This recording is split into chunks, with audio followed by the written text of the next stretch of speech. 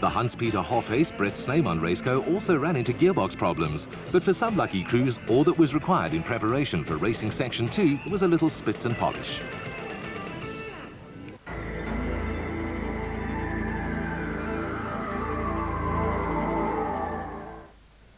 A good crowd was out to see the start of Racing Section 2, with overnight leader Alex Sally thinking more in terms of survival than extending his lead. Obviously I went a bit too quick yesterday, so I think today we're going to slow down a lot more and just take it easy and just get to the finish today. I think that's the main object, is just to get to the finish. We don't mind if we lose a lot of positions, but the main thing is just to get to the finish line today. Alex Sally and navigator Tony Carinas got Racing Section 2 underway, with crews facing a 470-kilometre slog through some treacherous terrain. Racing Section 1 was kind to local entrants, with Wilfried Wesslau starting second on the road in the Astoria raceco. He was sharing with Wolf-Peter Fumfai, with the two drivers swapping positions at service points. The Roof of Africa might provide crews with some of the most breathtaking scenery you'll find anywhere in the world, but drivers and navigators are far too busy to appreciate the view. The start of Racing Section 2 was on the outskirts of Maseru, but it wasn't long before crews were struggling over some wicked terrain.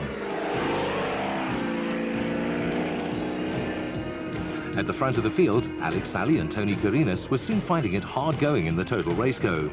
The Lesotho crew is relatively inexperienced in terms of national championship events, and behind them cars were queuing up.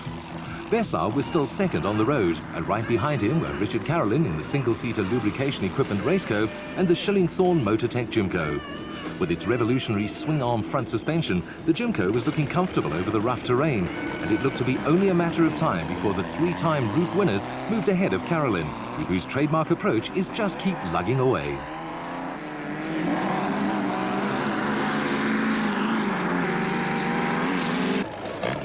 Still hoping for their first finish on the roof, the Alberts-Mathieu combination was still going along steadily, with Natal crew Derek Pinot and Craig Jackson also looking in fine fettle in the opening stages of what was going to be a tough day.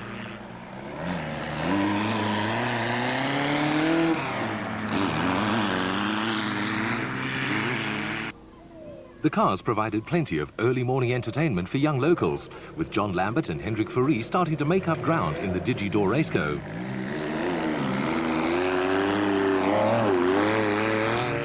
The father and son pairing of Franz Czepek Sr. and Jr. were still very much in the championship hunt in the superbly turned out V-Motors raceco. The Czepeks were at the front of Class V, with another Natal crew, Hilton Laurie and David Coombs, also making good progress in the HGM raceco.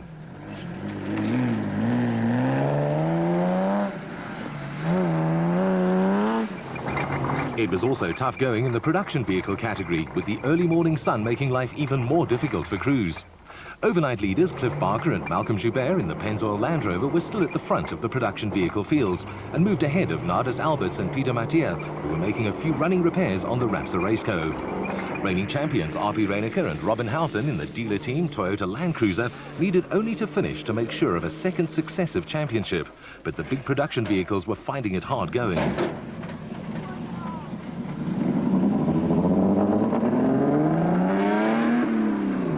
With Neil Bullich and Paul Vermaak also going well in the Mitsubishi Pajero, the first three crews in the Production Vehicle Championship were 1, 2 and 3 on the road.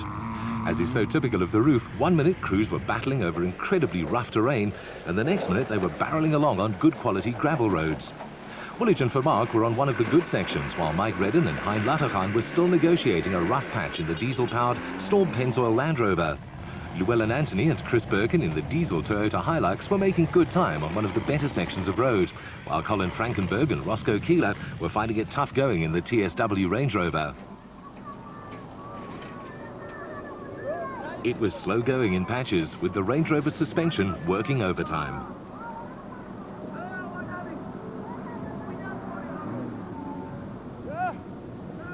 The first hint of drama in the production vehicle category came when Cliff Barker and Malcolm Joubert ran into problems in the Pennzoil Land Rover.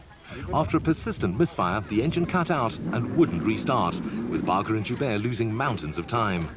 While Barker and Joubert were stuck on the side of the road, Bux Carolyn and Kenny Skolthammer were making spectacular progress through the field in the lubrication equipment raceco.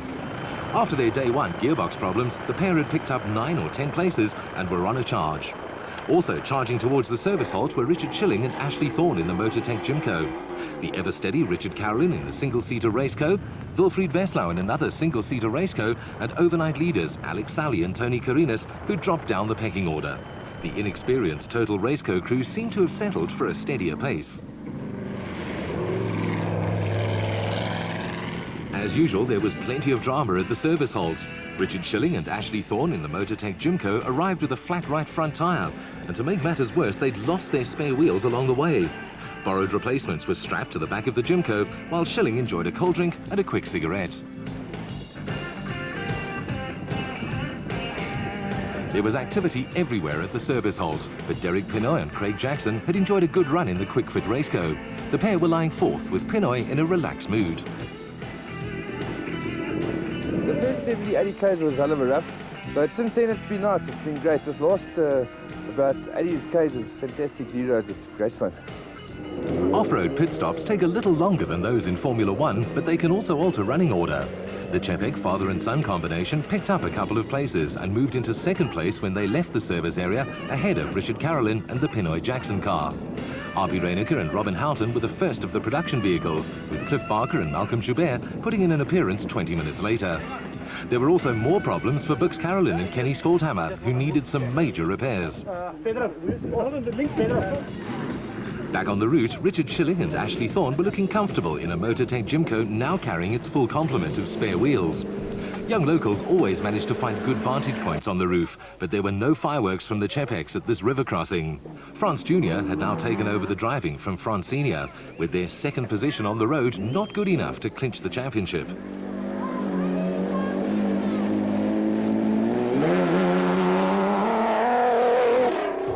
Derek Pennzoil and Craig Jackson had moved ahead of JOUBERT Carolyn at the service centre. The Natal crew were now third, with the Johannesburg driver fourth and keeping the Carolyn flag flying. There were no frills when it comes to Carolyn's approach to off-road racing. He simply soldiers on at his own steady pace, and the lubrication equipment single-seater was right on the heels of the quick-fit Raceco.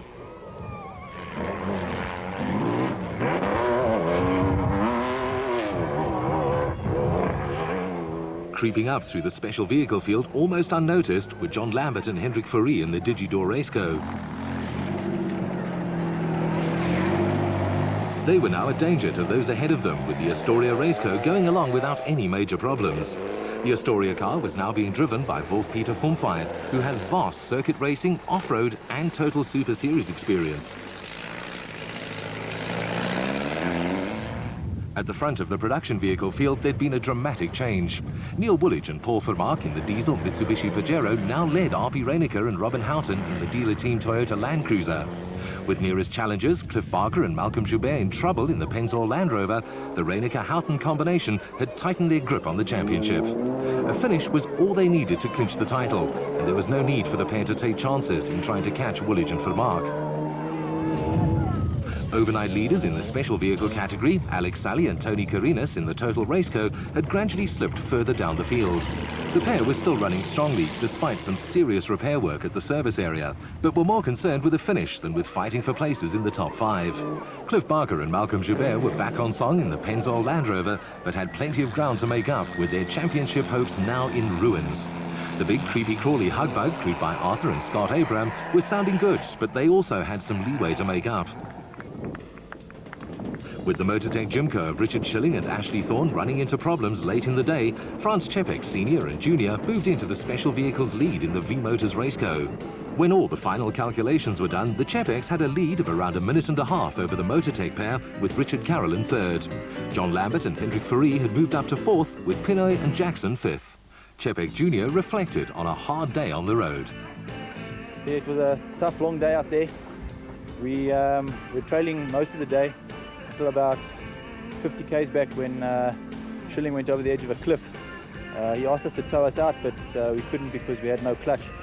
So we trickled through to the end and eventually came in first, 1.5 minutes ahead of him.